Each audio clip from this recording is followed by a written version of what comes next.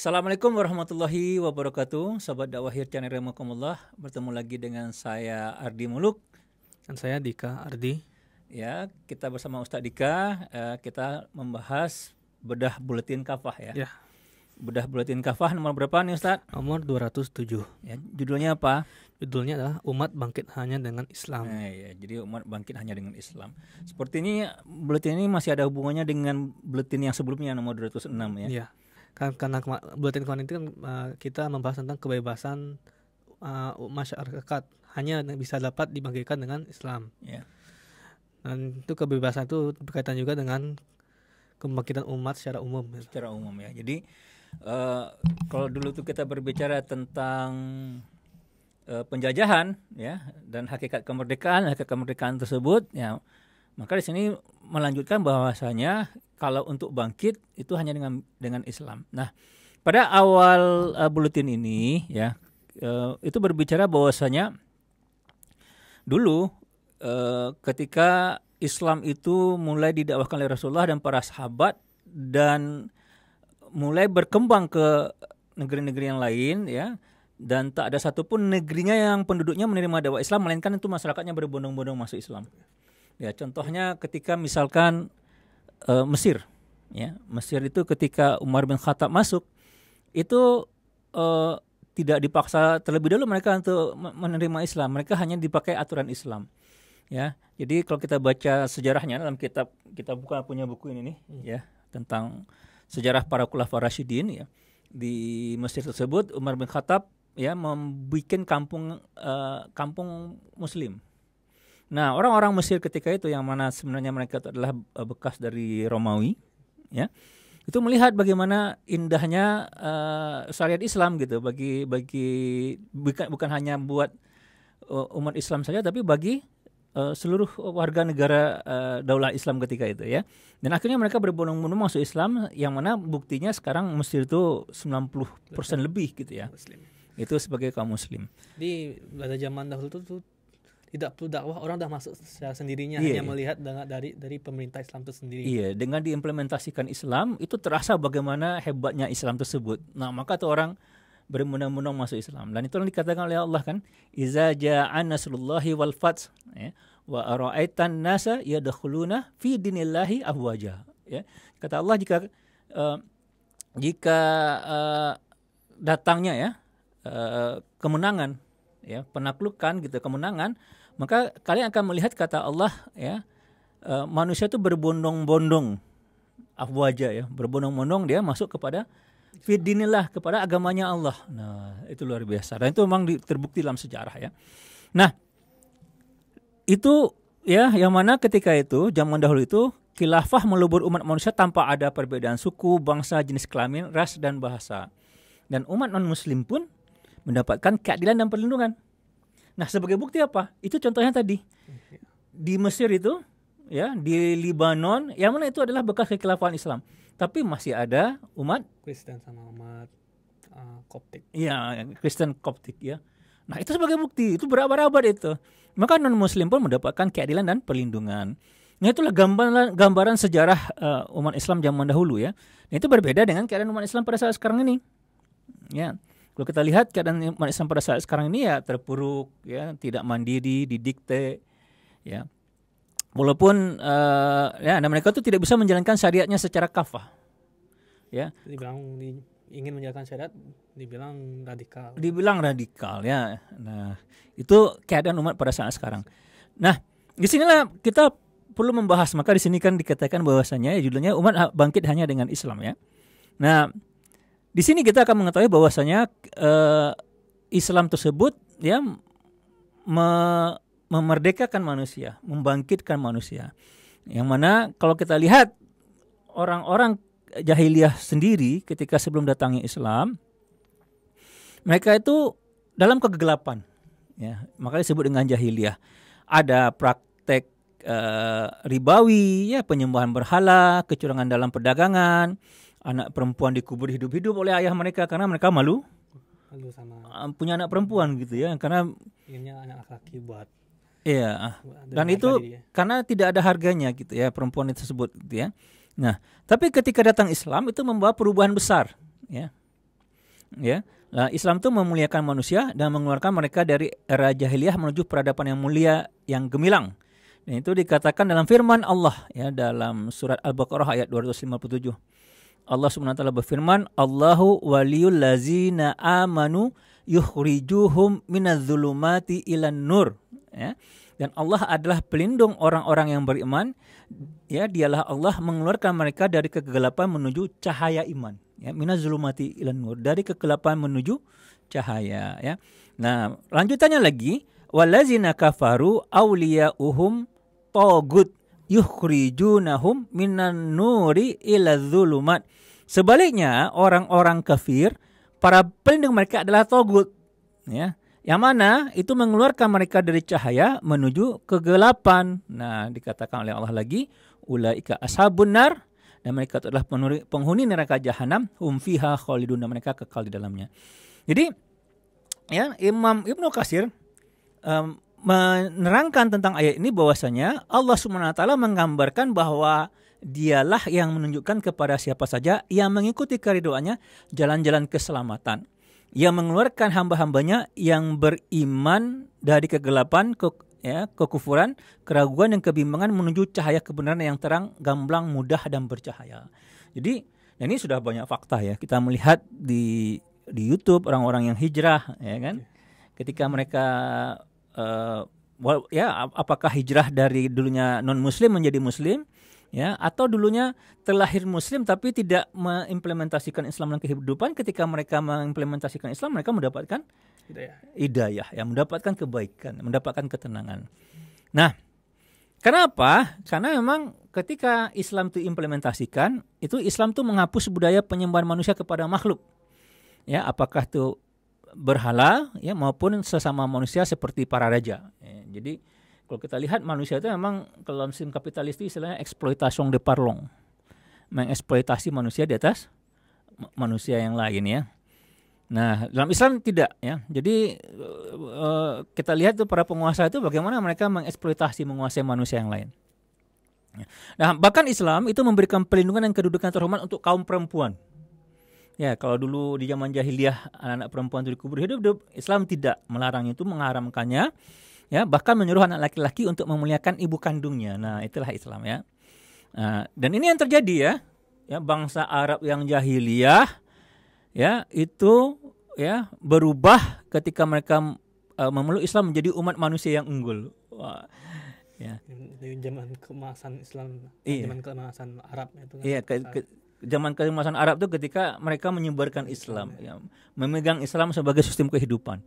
Dan, ya, jadi mereka itu kalau kita baca sejarahnya, ya, kan ada dua imperium besar, ya, Romawi dan Persia. Romawi dan Persia. Kan Arab itu cuma kayak orang-orang terbelakang di perang pasir. Di perang pasir, ya. Jadi Romawi dari atas, mereka hanya berhenti di Mesir.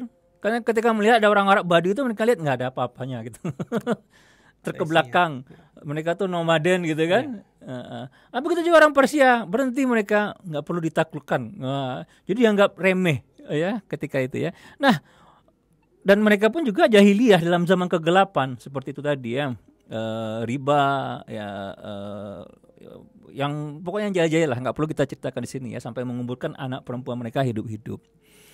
Nah, ya, dan ketika mereka memeluk Islam, maka terjadilah peradaban emas Islam, ya.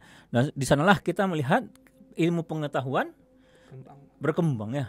Nah, contohnya misalkan angka 0 itu kan, ya, yang memulai orang Islam gitu, ya. Al-Khwarizmi, ya. Lalu begitu juga kedokteran, kimia, farmasi, teknik yang menjadi dasar ilmu pengetahuan modern pada saat sekarang ini. Jadi banyak orang yang nggak tahu itu tuh, menyangka orang Islam itu tidak maju gitu. Malah orang Islam itulah yang meletakkan dasar ilmu pengetahuan yang maju secara teknologi pada saat sekarang. Ya, coba bayangkan kalau nggak ada angka 0 tentu nggak bisa 0101. Bisa pemrograman atau komputer. Nggak bisa pemrograman sama sekali gitu. Nah, selain itu juga ketika zaman keemasan Islam dengan kekhilafan Islam ketika itu, ya, itu berkontribusi bagi kemanusiaan. Yang mana, ya, pada tahun 1847 kaum muslim dan khilafah Utsmaniyah itu pernah mengirimkan bantuan sebesar 10.000 gulden pound sterling atau sama dengan 1,3 juta US dollar pada saat ini. Lalu ada 3 kapal berisi makanan dan obat-obatan, ya, membantu rakyat Irlandia yang dilanda kelaparan. Ya, ini Conor McGregor harus tahu ini nih. Ini pas zaman pada tahun 1889 itu kan ada famine yang sangat menjela karena kelaparan ya. Karena Inggris mengambil stok makanan Irlandia dan Irlandia hanya boleh menanam kentang gitu. Iya. Jadi Inggris ya itu sejarahnya gitu ya. Jadi Inggris itu tetangganya sendiri dijajah oleh Inggris kan. Inggris sendiri. Padahal tetangga sendiri kan. Iya. Nah, seperti itulah Eropa ketika itu ya. Nah, begitu juga nih ya, Amerika Serikat itu pernah dibantu juga dari kekhilafan Turki Utsmaniyah pada tahun 1889 ya, untuk korban banjir di Pennsylvania ya. Nah, lalu pada tahun 1894 ya mengirimkan bantuan sebesar 300 lira untuk korban kebakaran di negara bagian Wisconsin dan Minnesota. Nah, kalau kita lihat di Nusantara, di Indonesia sendiri, saat Perang Aceh, Khilafah Utsmaniyah itu mengirimkan 17 kapal perang beserta prajurit dan persenjataan untuk membantu Aceh melawan kolonial Belanda. Juga mengirim bantuan untuk Batavia saat dihantam banjir di tahun 1916 sebesar 25.000 kurus atau koin emas. Nah, sinilah kita lihat bahwasanya berjaya, hebat gitu ya. Negara adidaya ya. Sampai Amerika sendiri aja dibantu sama dia, sama kekhilafan Islam. Nah, makanya kalau kita lihat kunci kebangkitan, yang mana kalau kita lihat pada saat sekarang ini negeri Muslim itu justru tertindas. Kekayaan alamnya dijarah, sumber daya manusianya kalah dengan bangsa lain. Ya, bahkan sekarang ini terjerat utang ribawi ya, yang banyak gitu ya. Di mana-mana itu negeri-negeri yang penduduknya Muslim, sementara kekayaan alamnya dihabiskan melimpah banyak. Ya, kayak misalkan Timur Tengah itu banyak minyaknya, Indonesia ada tambang emas, tambang besi gitu ya, di Freeport segala macam gitu, berlimpah dia. Tetapi dia tidak menikmati ya. Nah, lalu apa, hukum-hukum Islam pun tidak bisa diterapkan secara kafah gitu. Ya, jadi walaupun kita tuh secara fisik merdeka, kenyataannya kita dipaksa tunduk pada kehendak dan aturan asing. Ini berhubungan sama edisi sebelumnya. Ya. Jadi memang setelah kita membahas hakikat penjajahan itu apa, sekarang tuh kita harus bangkit. Nah, disinilah solusinya sebenarnya. Jadi kalau kemarin itu dikasih tahu bahwasanya penjajahan itu adalah menyerahkan hukum itu kepada manusia yang lain, maka kita akan otomatis terjajah gitu ya. Maka sekarang ini adalah solusinya. Nah, maka ya umat itu harus segera menyongsong kebangkitan agar dapat menjalankan kehidupan Islam. Dan tidak ada caranya bangkit dengan kecuali dengan mengikuti apa yang telah dilakukan oleh Rasulullah SAW dan generasi awal kaum Muslim. Jadi poinnya kayak gini nih. Ini nih caranya sudah berhasil nih. Ya, orang ini sukses kan, sekarang ini banyak tuh bisnis. Untuk sukses itu bagaimana? Tiru cara orang lain. Orang sukses. Ya. Nah, Rasulullah dan para sahabat sudah sukses gitu. Caranya kenapa? Dengan menerapkan Islam, mengambil Islam dan melaksanakan Islam. Jadi kalau umat Islam sekarang ini pengen sukses, harus tiru pula cara Rasulullah dan para sahabat. Jadi kayak gitu tuh. Ya, dan inilah dikatakan oleh Imam Malik bin Anas rahimahullah ya. Beliau mengatakan tidak akan bisa memperbaiki kondisi generasi akhir umat ini kecuali apa yang telah mampu memperbaiki kondisi generasi awal umat. Jadi nggak akan bisa. Jadi kalau memang kita itu pengen sukses, ya, sebagaimana Rasulullah, ikuti pula cara Rasulullah. Nah, maka yang mana umat Muslim dulu itu bisa menjadi baik dan bangkit dengan Islam, maka sekarang pun mereka hanya bisa baik dan bangkit dengan Islam. Nggak ada cara lain. Ya, mau cara apapun lah, ya nggak akan bisa. Nah, kenapa? Karena kunci kebangkitan yang dibawa Rasulullah SAW itu pada umat manusia adalah membebaskan mereka dari penghambaan sesama menuju penghambaan hanya kepada Allah Subhanahu Wa Taala. Itulah yang disampaikan oleh Nabi SAW dalam surat yang ditunjukkan pada kaum Nasrani Najran, ya, yang dulu sudah kita bacakan juga, ya, fa inni ad'ukum ila ibadatillah min ibadatil ibad. Sungguh aku menyuruh kalian agar menghambakan diri hanya kepada Allah dengan meninggalkan penghambaan kepada sesama hamba manusia. Wa ad'ukum illa wilayatillahi min wilayatil ibad. Dan aku pun menyeru kalian untuk berada dalam kekuasaan Allah dan tidak berada dalam kekuasaan sama hamba atau manusia. Jadi manusia itu memang ada insting penghambaan. Ya, nggak ada manusia itu yang bebas dari penghambaan. Dari penghambaan kepada sesuatu. Maka orang yang non religius pun pasti ada suatu hal yang mereka perjuangkan dan mereka hambakan. Mereka hambakan. Iya. Juga dalam Al-Quran ada kan orang-orang yang menghambakan nafsunya, hawa nafsunya sebagai Tuhan. Ya. Nah, jadi ya hanya Islam lah yang berhasil menciptakan manusia merdeka dan bangkit, ya. Dan itu penghambanya hanya kepada Allah Subhanahu wa taala. Jadi insting penghambaan itu disalurkan pada tempat yang benar. Nah, itu ya. Ya, karena Allah yang pencipta segenap makhluk dan alam semesta yang satu-satunya yang patut disembah. Ya. Nah, walaupun dulu itu Rasulullah itu dimusuhi oleh orang kafir, kaum kufar gitu ya, tetapi mereka tidak sanggup menimpakan bahaya kepada Rasulullah. Karena apa? Karena penghambaan Rasulullah hanya kepada Allah. Ya, perlindungannya itu hanya kepada Allah. Nah, sehingga Allah menurunkan pertolongan. Jadi itu kalau kita menghambakan diri hanya kita kepada Allah, Allah yang akan berikan pertolongan. Nah, sehingga apa yang terjadi sampai ya pertolongan itu mengantarkan Rasulullah SAW kepada tumpuk kekuasaan. Dan kekuasaan inilah yang mengantar kaum muslim pada kemerdekaan dan kebangkitan lebih luas lagi. Ya. Dengan kekuasaan tersebut ya umat Islam leluasa menjalankan hukum-hukum Allah Subhanahu wa taala dan terbebas dari tekanan dan paksaan manusia. Nah, jadi memang logikanya seperti itu. Jadi kita menghambakan diri kepada Allah, terbebas dari manusia, dari penghambaan ke manusia. Ya. Lalu Allah memberikan pertolongan. Jadi kayak gitu, memberikan pertolongan apa dengan memberikan kekuasaan. Nah, dengan adanya kekuasaan tersebut, maka terbebaslah dari penghambaan kepada manusia, sesama manusia, karena hukum-hukum itu hanya hukum Islam yang dipakai.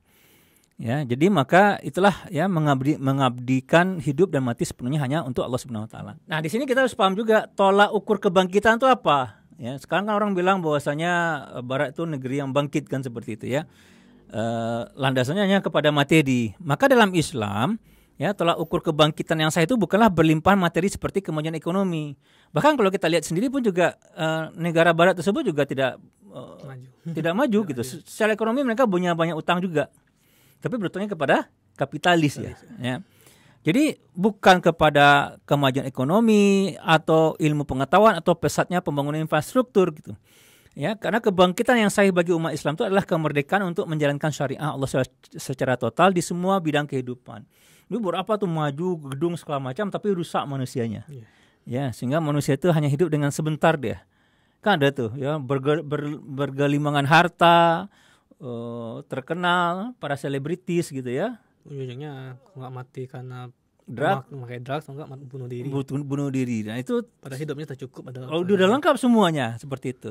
Nah, kita bahwasanya materi itu tidak menjamin kebangkitan bagi dirinya. Nah, sini harus kita paham. Ya.